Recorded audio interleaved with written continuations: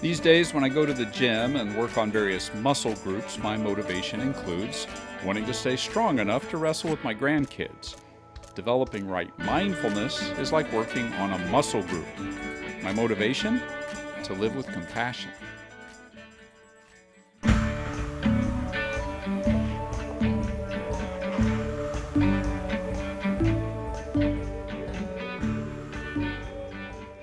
I'm Kevin Caldwell.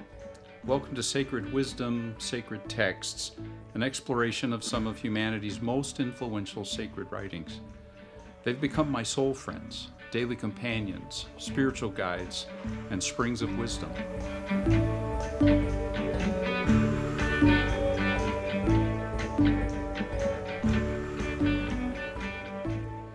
Well, in the course of the last episodes, we've been on a journey, tracing the ways the Buddha sees things and how he proposes a remedy to suffering.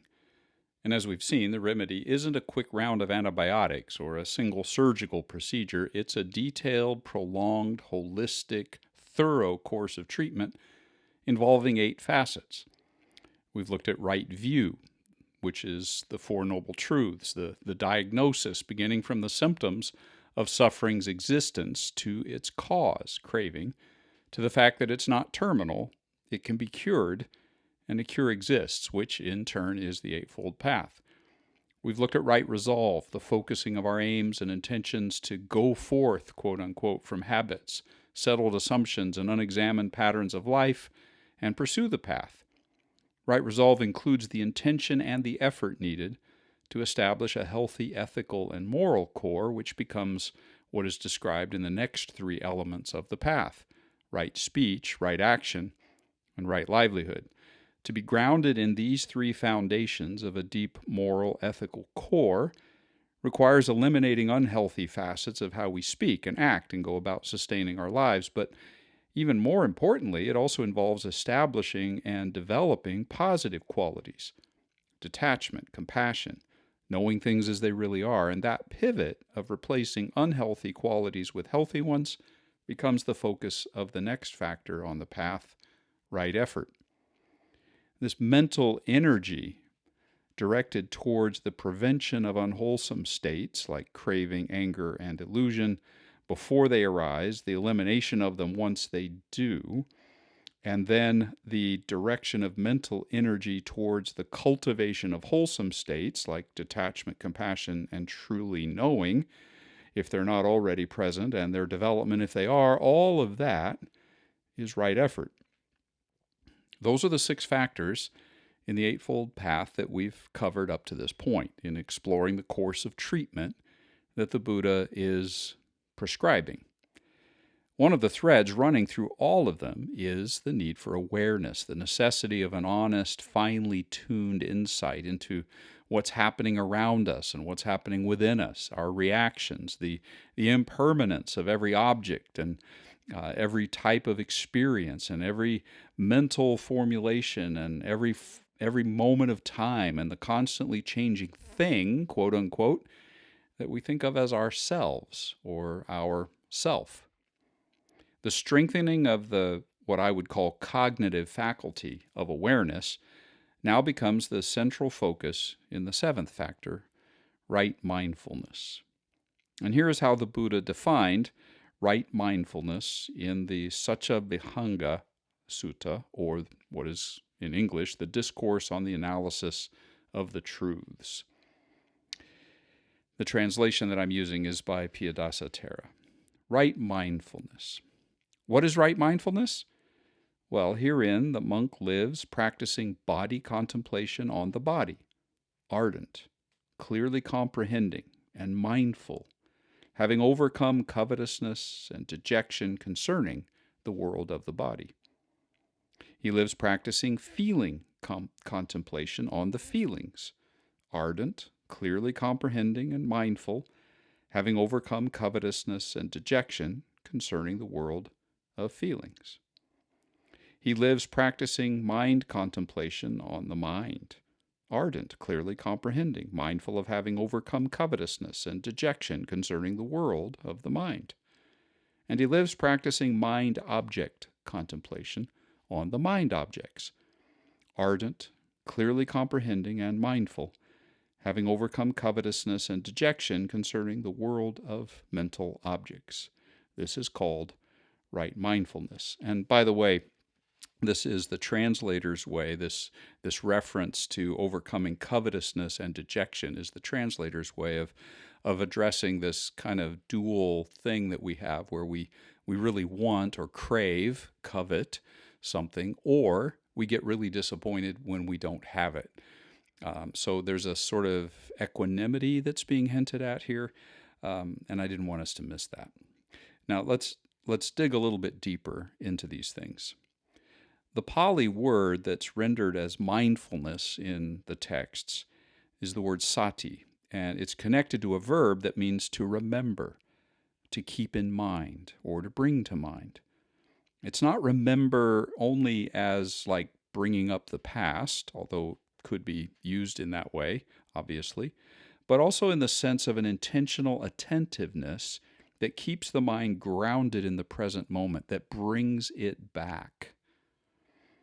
Right mindfulness describes the mental processes of several different things. One of those is observing, seeing things as they really are in the present moment. And we're going to look at which things we see in the present moment in a moment, as it were.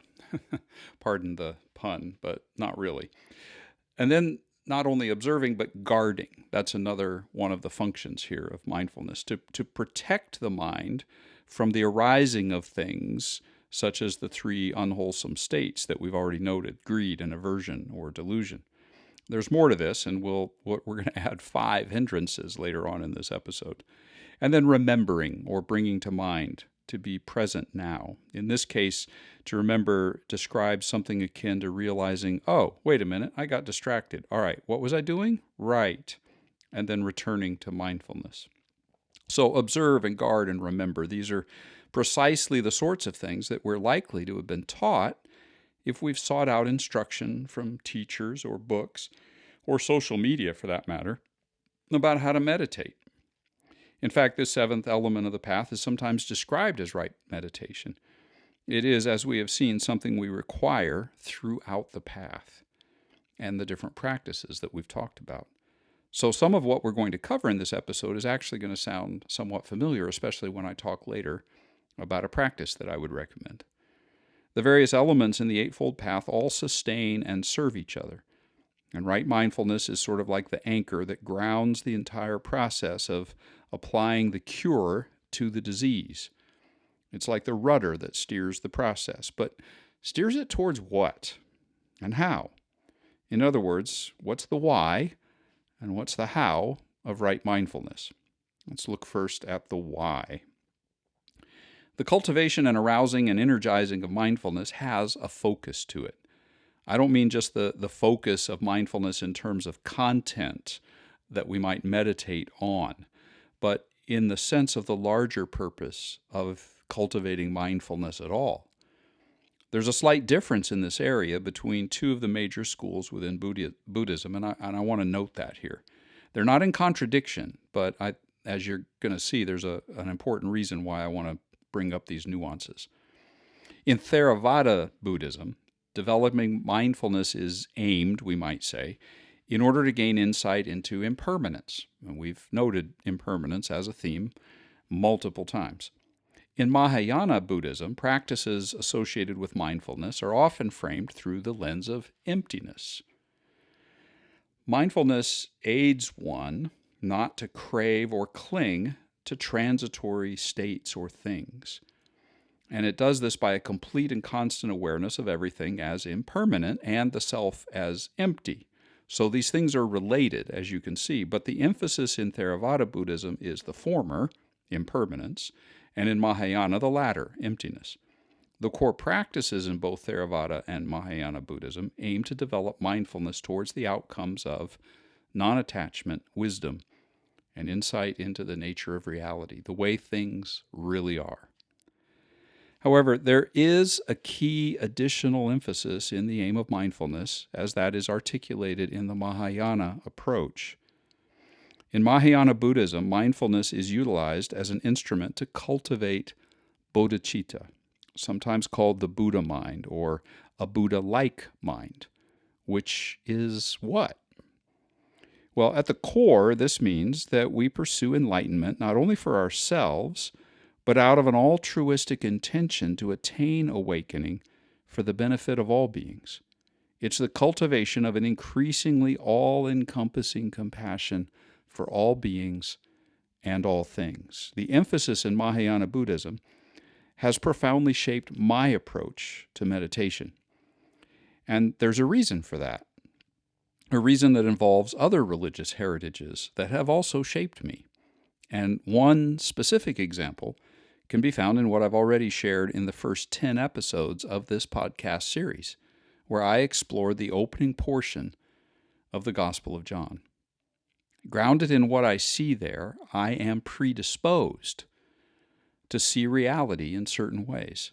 And as a result, I find that actually John's vision of the divine nature and the Mahayana emphasis on cultivating a Buddha-like mind and the Buddha mind as an all-encompassing compassion have a profound affinity with each other. I'm not saying that they're both saying the same things, but they shape how I see both of them. In other words, each of these heritages shape how I see the other one.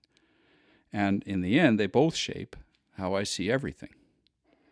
By way of reminder for any of those who have joined the podcast after those first 10 episodes, let me take a little detour just for a moment in order to clarify what I'm talking about here. And let me just briefly talk about John and Buddha in this connection. I began the podcast with multiple episodes focused on the first 18 verses of a sacred Christian text known as the Gospel of John. One of the main insights that I came away with was the way that John sees ultimate reality, which I describe as a personal but more than personal divine being.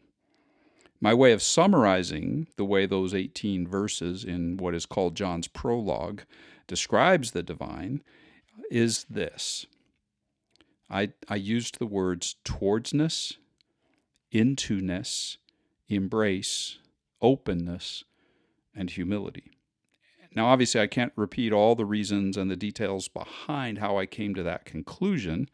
I hope you'll explore those episodes for yourself. And I am planning later to bring John and the Buddha together, and when I do, one of the themes that I'm going to want to explore is how they might talk together about their respective ways of seeing reality.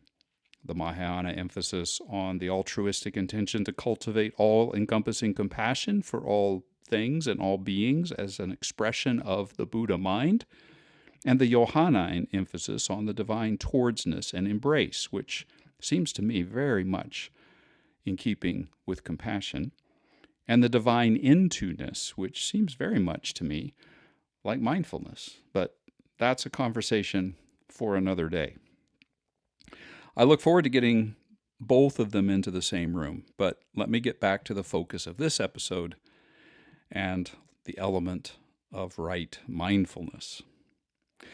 I've looked at why right mindfulness is to be pursued, a name which I've summarized with the Mahayana approach of cultivating an increasingly all-encompassing compassion. But how? As we've noted many times, the Buddha is practical. So how does mindfulness work? How does one implement or engage this element of the path? We've seen several times that for the Buddha, a recurring dynamic is what I've called the negative and the positive. There are things to be eradicated or avoided and things to be developed or pursued.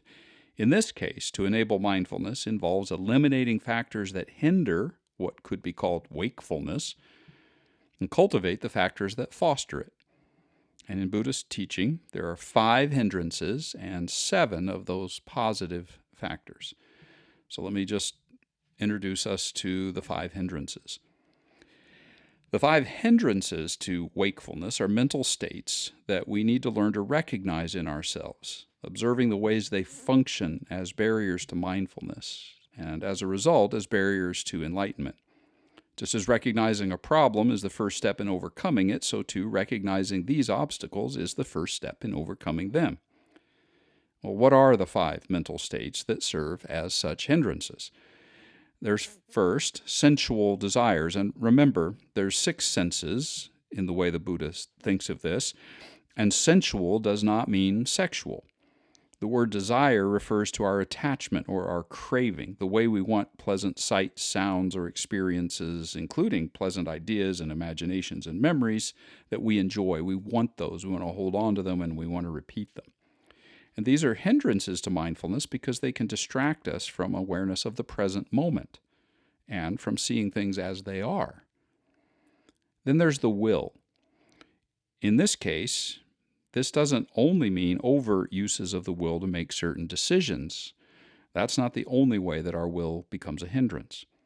Rather, this is addressing how our will operates even prior to conscious decision-making. The almost automatic function of our will is evidenced in various feelings, such as anger, resentment, jealousy, aversion, dislike, all of which can get aimed at or sparked by other people, situations, objects, events, even ourselves. And when these arise, they seem almost automatic to us, prior to the use of our will. But in fact, there has already been a subtle subconscious agreement going on inside of ourselves. We do choose, even before being aware of choosing. The third of the hindrances is what we could call laziness or a sort of sluggish lethargy. This is a description of a mental state that we might characterize in sort of popular language as depression, but don't think of it in the clinical sense. That's a whole other thing. This seems to be a way of speaking of the fact that in the process of trying to grow and develop as people, including, but not only as we pursue the Eightfold Path, we sometimes experience a lack of energy, low motivation, burnout, discouragement, boredom even. And it's obvious how these can become hindrances. Then the fourth hindrance is the whole place of anxiety and worry in our lives, fretting, imagining possible unpleasant outcomes or future events or results, as well as being anxious about past events we can't change. The mind is agitated and overthinking. It's like a sort of mental hand-wringing, leading to an unsettled mind that cannot simply be in the present moment. So it's a hindrance. And finally, there's skepticism and doubt. Now, this can include doubts about the Dhamma itself, like whether the Buddha's path is actually going to work or whether we believe it. And that actually, for those of us who are not Buddhists, needs to be addressed. But this is functioning as doubt that causes us to pull back and not pursue. And it can also be a general state of indecisiveness in us, constantly pursuing more information, avoiding a decision, constant questioning, and then questioning the answers that came from the prior questioning. It can take the form of doubting ourselves, worrying that we're not going to be able to follow through, so why even start? It can cripple us from even the first steps of action, including action towards mindfulness. So 5 hindrances: desire, the will, lethargy, anxiety, and doubt. And it should be fairly obvious how those would hinder progress for someone who's trying to apply the Buddha's cure. Well, what about the positive side? The 7 factors that are conducive to and help arouse awakening. These are also mental states, cognitive factors and functions that we possess to some degree and which we can cultivate and develop. The 7 factors have been said to act something like a toolkit for the mind. The 7 are often presented under 3 different types or categories as well. They're sort of divided into these 3 buckets. With 3 energizing factors, you can imagine that those might get aimed at some of the hindrances. 3 calming factors, you can imagine how those might get aimed at some of the hindrances. And 1 integrating factor. Let me just do an overview of these. First, the 3 energizing factors. These are factors served to sort of stimulate and motivate and add fuel to our efforts along the way of pursuing the path. The first of those could be called investigation. Learning, exploring, analyzing, a curiosity to know the reality of the things we're observing. This could include, and is often designed to include or taught to include, the teaching of the Buddha itself, looking at the various suttas and discourses and teachings of trusted Buddhist instructors and guides and digging further into all of that. And that is a valid application of this factor of investigation. But it can be applied really to anything we might be noticing. including things in ourselves. It's a factor that leads us to the continued pursuit of direct knowledge, including self-knowledge, of things as they are, including the mindful awareness of the mind and its various mental states. Also in this bucket of energizing factors is effort. Not a surprise, probably. It's the sustained alignment of our mental energies and perseverance towards the various practices that we're learning along the way. And then, and this one may surprise you, there's joy. This is both a byproduct of mindfulness, as we discover the more we practice, and a mental state to be harnessed and cultivated and used to pursue more mindfulness. Joy here refers to the sort of uplifting, encouraging sensation we might begin to feel as a result of the prior two factors, investigation and effort. And it serves to add its own energy too. I liken it to something like the runner's high I used to experience when I was able to run, when my knees allowed me. That kind of endorphin rush that we sometimes experience. It's a result of, or a byproduct of practices, but also serves to motivate us because it's something that we want. Now, obviously, that can turn to craving and disappointment when we don't have it, but it is one of the energizing factors. These three energizing factors often are recommended to us by Buddhist teachers and guides as a focus for when the mind is sluggish or lethargic, or one of the hindrances that we've noticed. The next category also includes three elements, three calming factors. Sometimes we find ourselves agitated, unsettled, distracted, and these three are like antidotes to that. The first, should be no surprise, tranquility, cultivating this. It refers to the intentional cultivation of stillness. Here, especially, not only, but especially or specifically related to the body and the feelings of the body. And there are specific practices that can be employed which aim to bring calm to body and mind. And then there's concentration.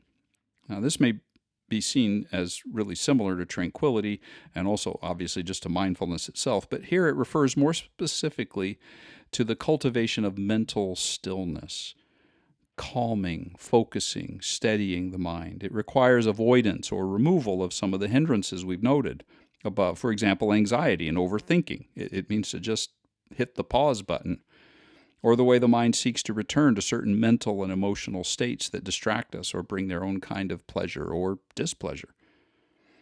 And then there's equanimity, the third of the calming factors. This refers to a state of balance, non-attachment, neutrality relative to our experiences. It doesn't mean we don't care necessarily, but that we hold pleasant and unpleasant experiences with the same awareness of their impermanence, for example, so that we neither grow attached to the one nor overly eager for the other one to cease. Now, there's practices for cultivating tranquility and concentration and equanimity, sometimes advised especially for when the mind is restless. But then there's one more remaining element of the seven factors, and this one really is kind of at the core, the center of it all. It's what I would call an integrating factor of these seven factors that are conducive to wakefulness, and it is mindfulness itself. It's like a supervisor that oversees the whole process of eliminating hindrances and cultivating the positive factors. Cultivating this is what right mindfulness is really all about. One way mindfulness operates is that it is the faculty or function we learn to employ to enable us to observe our current mental states so that we can bring into play the energizing and calming factors as needed. But to do that, one must be aware of what's happening at the most subtle of layers. All right, now it can get pretty complicated. There's different practices for all these things, and we might think we've got to try to remember the hindrances, and we've got to try to remember the seven awakening factors, etc. So how do we cultivate this? There are a lot of practices associated with all of this, practices for each of the five and each of the seven, as I've mentioned. And given that mindfulness is the pivotal ingredient or faculty relative to all of these, I'm going to focus on something that serves to cultivate that particular psychic muscle group. which, once it begins to get stronger, we're going to find working naturally in many other areas of life, in meditation, but also in common activities like driving, cooking, having conversations. What I'm going to describe is grounded actually in the description of mindfulness that we opened with from the description of the Buddha of right mindfulness found in the Discourse on the Analysis of the Truths. And as a reminder, here's that summary, and I'll sort of cut to the key phrases and not reread the entire thing. What is right mindfulness? Herein a monk lives, practicing body contemplation on the body, feeling contemplation on the feelings, mind contemplation on the mind, and mind-object contemplation on the mind objects. Body, feelings, mind, and mental objects. That fourfold focus of the practice of mindfulness will be very familiar to those who've been listening along with the episodes, as it's very similar to a practice that I described in the last episode. It's another example of the way that the elements in the path aren't meant to be sort of stored away in separate boxes. In my experience, almost any practice that's intended for the cultivation of any aspect of the various ingredients of the Eightfold Path will almost automatically begin to draw us into other elements of the path. The lines all start to intersect. So right speech, for example, requires an awareness of myself, which already begins to engage mindfulness. And the more mindful I get, the more aware I might become of how I have and have not practiced right speech. Just one example. The practice I'm going to suggest involves increasing our ability to simply pay attention to these four domains of our normal experience: the body, feelings, the mind itself with its various mental states, and mental phenomena, mental objects. There's multiple ways to go about it, so let me just present one, a way that's proven helpful to me, and as I said, is going to sound similar and familiar based on prior episodes. But first, remember the purpose of any practice is to grow what I sometimes call a psychic muscle group. And in this case, we're focusing on the development of the mindfulness muscle. Think of it like going to a gym and doing an arm day. You might use several different machines to work the same muscle group in different ways so that the muscle group will strengthen over time and in a balanced way. As that happens, the arms you're strengthening will obviously also be used for other activities every day, yard work or playing with your children or grandchildren, loading groceries into a vehicle or out of a vehicle. And of course, we don't pause and think, oh, now I'm using my arms as I pick up this child. But we would be less able to do that activity well, especially as we get older, as I am, if we had not been developing the arm muscles during our gym sessions. Similarly, with this practice, or really any practice for that matter, the aim is to cultivate the mindfulness muscle group so that it can be engaged in any number of other ways at other times in our life. I find it helpful to set a timer for this sort of practice, by the way, the one I'm about to describe, because it frees me to relax into the moment without worrying that I'm going to get carried away and end up late for something. And by the way, just as you engage what I'm going to share with you, start small. You can always add to the amount of time you spend on it later as you develop this group. And if you find yourself getting distracted and find it difficult, don't panic. It's kind of like the first time a person takes up running. They're going to be gassed and out of breath their first time, but if they keep at it, they will develop the endurance and the joy. All right, now let's get started. First, I'm just going to explain the whole process as an overview. I'm not going to actually lead us in a practice. If you want, after the video, or not the video, the recording is done, and you finish listening, you can pause and do the practice on your own. I hope you will. And I hope you'll let me know what your experience of it is in the comments, if you're listening to it in one of the formats that allows you to comment. All right, here's the process. We talked about body, feelings, mind, and mental phenomenon or mind objects. So, body. Get seated as comfortably as possible. Begin with observing your breathing, noticing how your body feels as you mentally scan it from top to bottom and inside and out, by the way. Stomach rumblings, heartbeat, etc. Then move to your feelings, paying attention to the physical sensations you're experiencing, whether they're pleasant or unpleasant or neutral. Just let them be there. The aim is simply to notice them without really evaluating or trying to do anything about them. It could be heat, could be cold, could be discomfort, could be a pain in a joint, it could be an itch on your back, whatever the physical sensation may be. And then once we are settled into our awareness of the body and the feelings, we purposely turn attention to the next two elements in the practice. First, the mind. The focus here initially is to observe the mental states the mind is experiencing: distraction, agitation, anxiety, anger, calm, fearful, joyful, satisfied, etc. We seek to do this without judgment or criticizing ourselves for things we notice, or being hard on ourselves if we've become distracted and slipped out of our focus into maybe reliving a conversation from the previous day. We simply bring ourselves back, perhaps with the observation, oh, I got distracted there for a moment. All right, I'm back. But ultimately, what we're cultivating here is not just the awareness of what our minds are experiencing, it's also the awareness of our minds as the experiencing or sensing organ itself, the faculty that is experiencing those things, the mind as the mind having those experiences. And that will be similar with this fourth and final portion of the practice, mental phenomenon or objects. The focus here is on simply observing the cognitive contents of the mind. The muscle we're working here is the ability to notice a thought or an idea in the moment of its arising, and perhaps its passing. That may initially require paying attention after the fact. For example, I notice I was remembering a conversation, and then later I look back a moment to observe when it began. I notice how it turned into a full-blown reconstruction. I see what it triggered in me, which could be a sight or a sound, a smell, a memory. Could be positive or negative emotions. My aim here is the awareness of what was happening or is happening now in my mind, but in the posture of an observer, not a possessor of those things. For example, I'm not trying to do something like I am remembering a conversation, but more get to the posture of a memory of a conversation has arisen in my mind. Or instead of I am angry, I might observe anger is arising. Or even instead of I'm not sure I'm doing this right, maybe there's a question arising in me about whether I'm doing this practice right. The practice could conclude here if you want.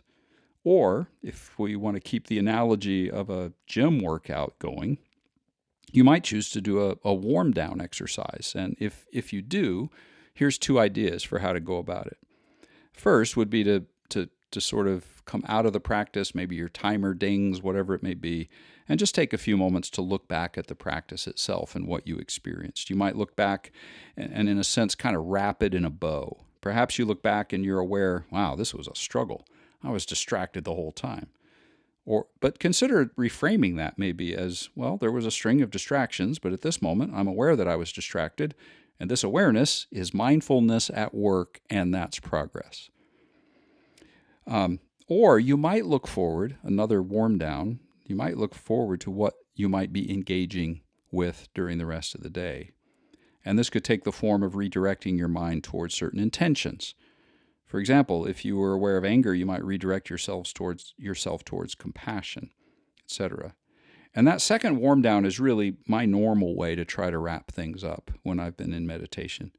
I typically form some sort of intention, maybe a very general one even, to continue to grow in an ever-deepening and widening compassion for myself, for people I'll encounter, for the world around me, for people in the news, for people that I might meet by surprise, people who annoy me, whatever it may be. All right, well, let me start to summarize and get ready for the next episode. The final element in the Eightfold Path that we will look at next time is right concentration. And as that name suggests, it's naturally going to build on from what we've been looking at and covering here in this episode. Obviously, the practice we just engaged in has already required some form of concentration. That's the interlocking nature of the path again. But In the next episode, we will discover more of the Buddha's way of describing the intricacies and the nuances and the variations of concentration. By now, it should be no surprise that there will be intricacies and nuances and variations. More Russian stacking dolls inside of stacking dolls coming our way. So, on to right concentration, and its multiple concentrations, all concentrated inside of concentrations, next time.